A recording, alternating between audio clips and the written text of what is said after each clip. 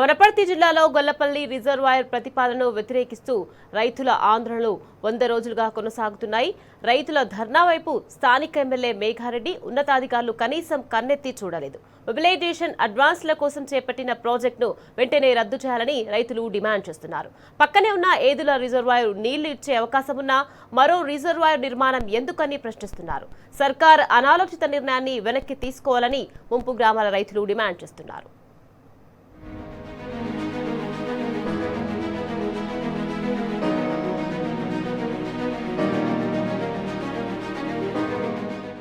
వనపర్తి జిల్లా ఏదుల మండలం గొల్లపల్లి గ్రామంలో నూతనంగా ఏర్పాటు చేసే రిజర్వాయర్ ప్రతిపాదనను వ్యతిరేకిస్తూ 100 రోజులుగా రైతులు ధర్నా చేస్తున్నారు.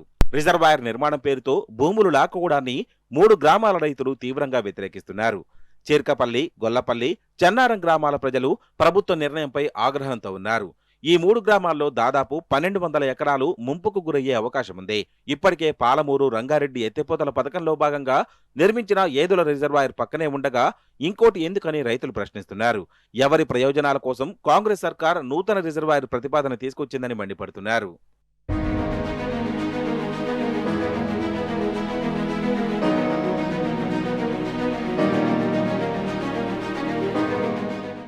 ఏదుల రిజర్వాయర్ ప్రతిపాదన లేనప్పుడు కల్వకుర్తి ఎత్తిపోతల పథకంలో గొల్లపల్లి రిజర్వాయర్ ప్రతిపాదన ఉండేది.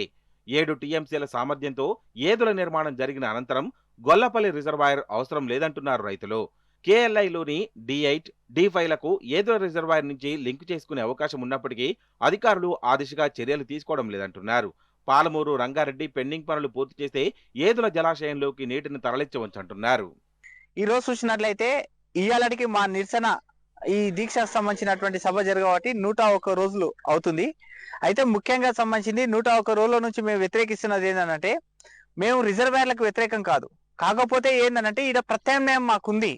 ఆల్రెడీ మా ఉమ్మడి గోపాల్పేట మండలంలో ఇప్పుడు ఈ రిజర్వాయర్ కొత్తగా పడితే 10,000 ఎకరాల భూమి మేము ఒక్కరేమే మా ఒక ఉమ్మడి మండలంలో మేము సాక్రిఫైస్ చేయాల్సి వస్తుంది. అయితే దానికి వ్యతిరేకంగా మేము ఫైట్ చేస్తున్నాం.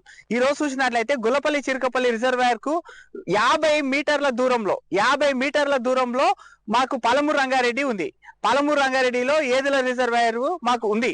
అక్కడ నార్కర్నూలు సిఈ వాళ్ళు తర్వాత 2023లో నార్కల్ సి వాళ్ళు ఆఫ్ టేక్ సంబంధించినటువంటి ఓటీ తూమ్ పెట్టడం జరిగింది.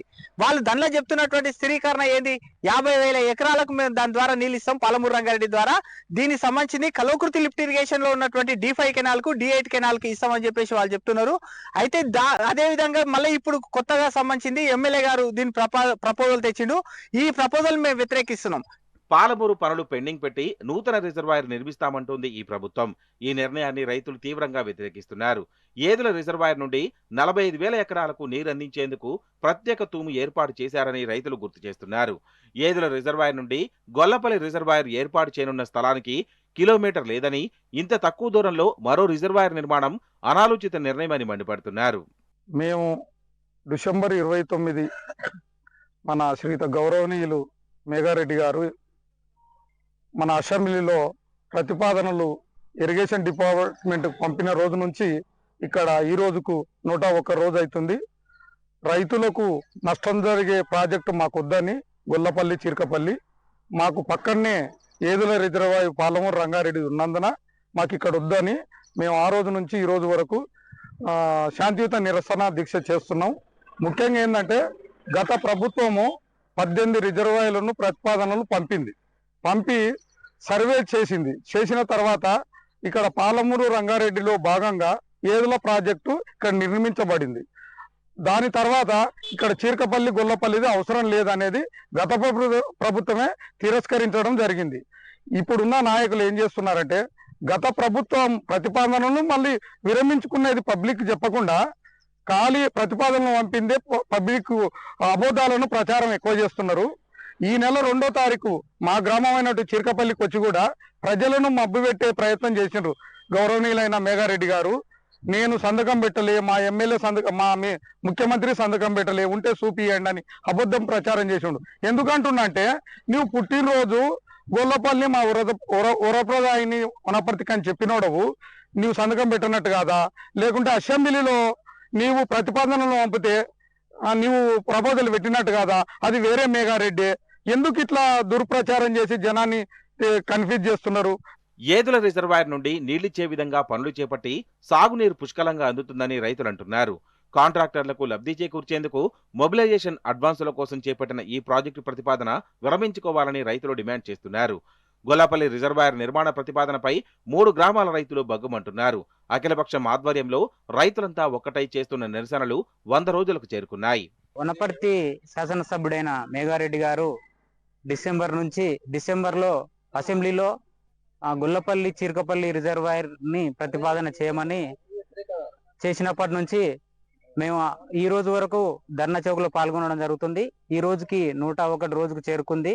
మా ఇంటెన్షన్ ఒకటే, ఎలక్షన్ బిఫోర్ మేఘారెడ్డి గారు మా ఊరికి వచ్చి వీధిలో తిరిగి ఓట్లాడుకోవడం జరిగింది.